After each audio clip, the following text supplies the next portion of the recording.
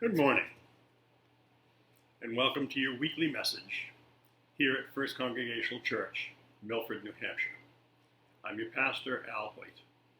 Today is Thursday, October 22nd. So there's a lot going on as usual at the church.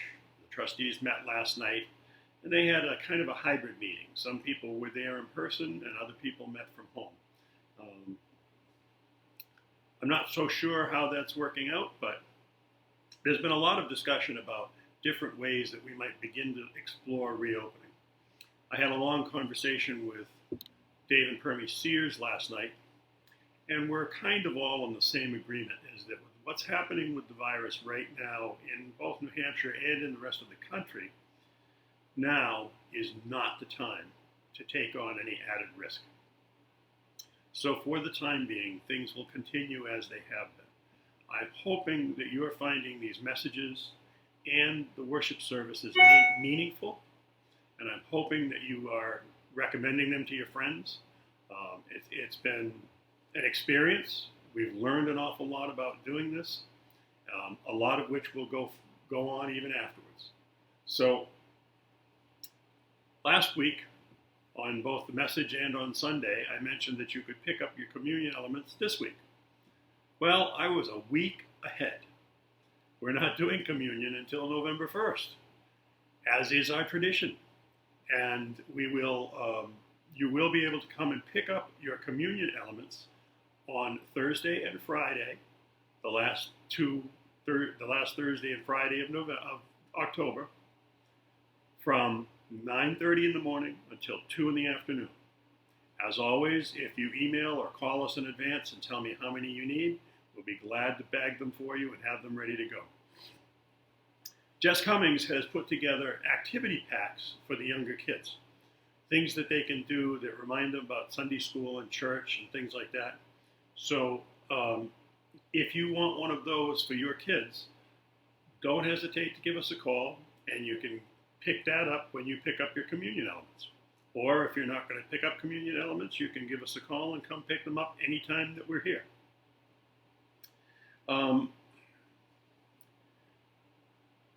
During this time that we've been apart, I've really missed you. I've been reading a lot of reflections, both the UCC Daily Devotional and reflections from other churches. And I wrote a reflection this week that I shared with our old church in Plymouth.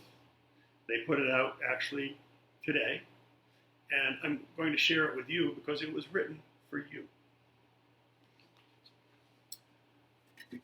With the vast changes created by the pandemic, amidst all the uncertainty, anger, fear, and confusion, I have found great comfort in the ways we have found to keep connected. Worship continues on video. Communion continues to be shared. Meetings continue in new and creative ways. And through it all, nature reminds us that this is all transitory. Trees continue to dazzle us as they prepare for their winter nap. Fall flowers are as colorful as ever. Gardens yield up their final fruits. Birds still migrate. Our members continue to honor their pledges, and more people are reaching out to check on others. The changes that we had to make have shown that we are a people who care deeply for one another and who are resilient and adaptable.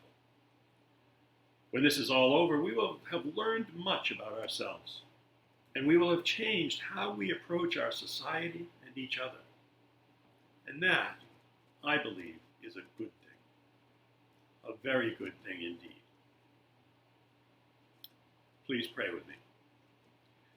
Dear Lord, with all the change happening around us, we take comfort in knowing that you never change. Thank you for remaining the same loving Creator you have always been. Amen. Please join me in the Lord's Prayer. Father, who art in heaven, hallowed be thy name. Thy kingdom come, thy will be done on earth as it is in heaven. Give us this day our daily bread, and forgive us our trespasses, as we forgive those who trespass against us. And lead us not into temptation, but deliver us from evil. For thine is the kingdom, and the power, and the glory forever and ever. Amen. Trunk or Treat is happening on Halloween, the 31st, also my granddaughter's birthday. We will be doing Trunk or Treat here at the church from 6 p.m. to 8 p.m. We'll be taking extra precautions, but we will be doing it rain or shine. If it's rainy, we'll set up pop-up tents. But we could still use a couple more trunks, and we can always use more treats. We'll be distributing them in the safest way we possibly can. And on Saturday at 1 o'clock in the afternoon, I will be performing a baptism in the home of the Falchettis. I'm going to try and record it and make sure we can get it into the worship service for the next day. So until we meet again, take good care of yourselves. Take good care of each other. Get out and move. And take some time to be good to yourself. God bless you all, and I hope we'll see you soon.